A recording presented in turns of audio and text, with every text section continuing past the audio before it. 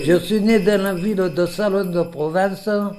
Je suis né le 8 octobre 1920 dans une famille qui était des grainiers ou des grignotiers. Ils vendaient du grain et des arachides de tourteau, tout ça. Mon grand-père était un paysan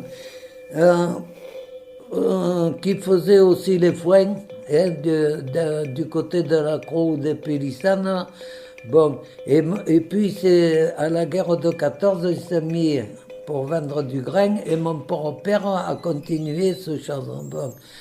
Et moi je suis né en 1920 à cette époque-là.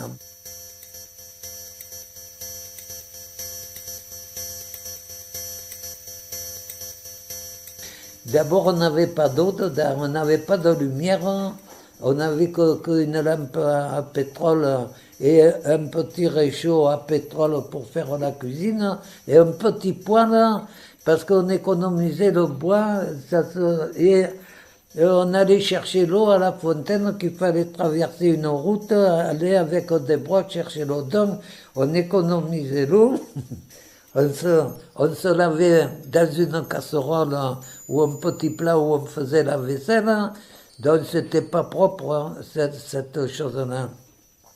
Ma pauvre mère, pour situer comment on faisait, elle prenait un morceau du torchon de la vaisselle, elle le crachait dans le torchon, puis elle nous le passait sur la figure. C'était bien, c'était le truc de la mère, mais on était content parce que ça réchauffait un peu.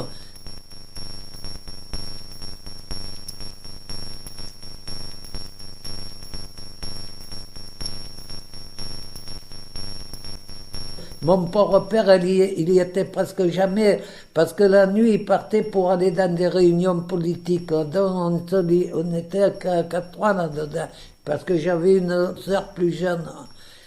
Du jour au lendemain, que je m'amusais au mécano, aux soldats de terre. C'était des soldats de terre, hein, qu'on n'avait pas des soldats de plomb, c'était des gros soldats, des beaux soldats. Alors, de tout ça, du jour au lendemain, ça a tout disparu. Liquidé.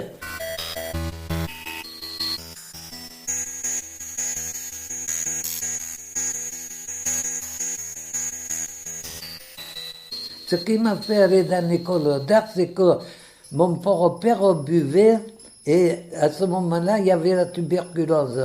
Et ma pauvre mère, elle n'était pas costaud non plus. Et alors, ma pauvre mère est morte avant mon pauvre père par